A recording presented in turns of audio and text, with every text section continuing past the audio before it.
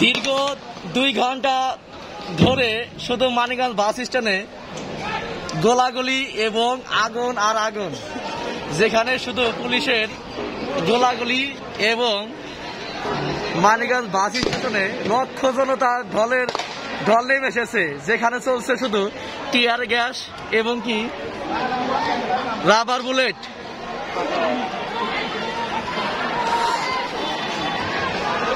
লক্ষ লক্ষ লোকজন আজকে মানিকগঞ্জ বাস স্টেশনে যেখানে আন্দোলন করতে এসেছে। আর মানিকগঞ্জ বাস স্টেশনে এখন 3 মাথার মোড়ে শুধু পুলিশের গোলাগুলি, টিয়ার গ্যাস এবং আগুন আর আগুন।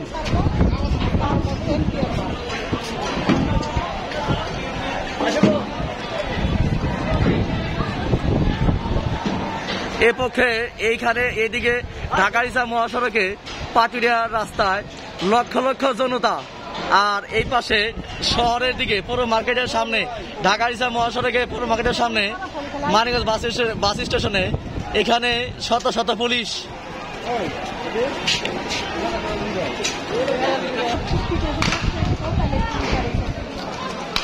মানিকগঞ্জ বাস স্টেশনের অবস্থা সরাসরি, যেখানে শুধু গুলি আর গুলি ছোড়া হচ্ছে, শুধু গুলি আর গুলি ছোড়া হচ্ছে। মানিকগঞ্জ বাস স্টেশন লক্ষ লক্ষ জনতার মাঝে এখানে শুধু আগুন জ্বলছে, শুধু আগুন আর আগুন।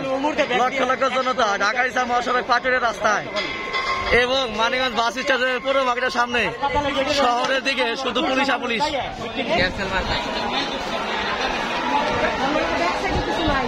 মানিকগঞ্জ বাস স্টেশনের অবস্থা, যেখানে লক্ষ লক্ষ জনতার মাঝে শুধু আগুন আর আগুন এবং টিয়ার শেল পুলিশের। 50 জন পুলিশ।